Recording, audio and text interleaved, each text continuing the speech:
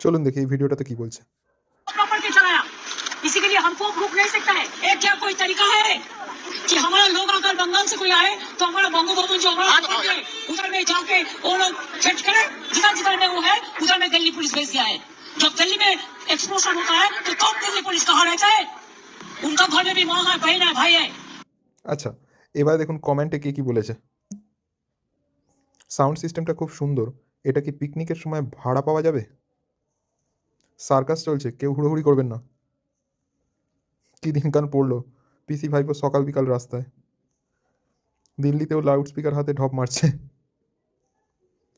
দিদি আপনি ওদের জন্যই একাই যথেষ্ট, আপনি হার মানবেন না, জয়ী আপনি হবেন। কি এটা? আমি লোকাল ট্রেনে এইরকম সাউন্ড সিস্টেম নিয়ে গান গাইতে দেখেছি।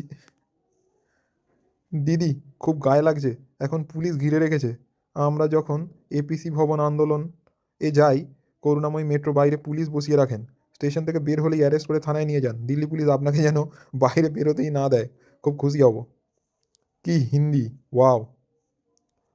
আবার সাজানো গোছানো নিখুঁত চিত্রনাট্য, আবার কিছু একটা ইচ্ছাকৃত ঘটিয়ে বঙ্গবাসীর ভাবাবেগে আঘাত করে ভোট বৈতরণী পার করিয়ে নেওয়ার চেষ্টা।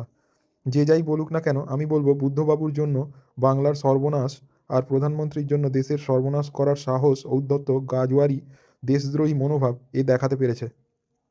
আইন, আদালত, বিচার ব্যবস্থা, সংবিধান সব কিছুর ঊর্ধ্বে নিজেকে মনে করে নিয়েছে। আর এরাও বিষাক্ত নোংরা জলকে নাক পর্যন্ত ওঠার জন্য সময় দিচ্ছে। এর পরিণতি কী হতে পারে তার বলার অপেক্ষা না। এর পথ যখন এক একটা রাজ্য অনুসরণ করবে তখন কী হবে সেটা সহজেই অনুমান করা যায়। এক শ্রেণীর মিডিয়া ও বাংলার বেশিরভাগ শ্রেণীর সব কিছু বিকিয়ে দিয়ে বসা মেরুদণ্ডহীনরা চায় এ যা করছে একদমই সঠিক। তবে এর কাছে সকলেই যে গুটিয়ে যায় তা তো বারবার প্রমাণিত।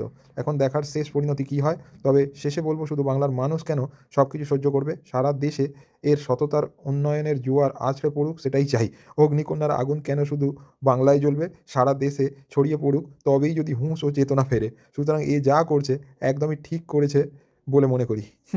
ভালো লিখেছে। ঠিক আছে, আজকে এই পর্যন্তই। ধন্যবাদ।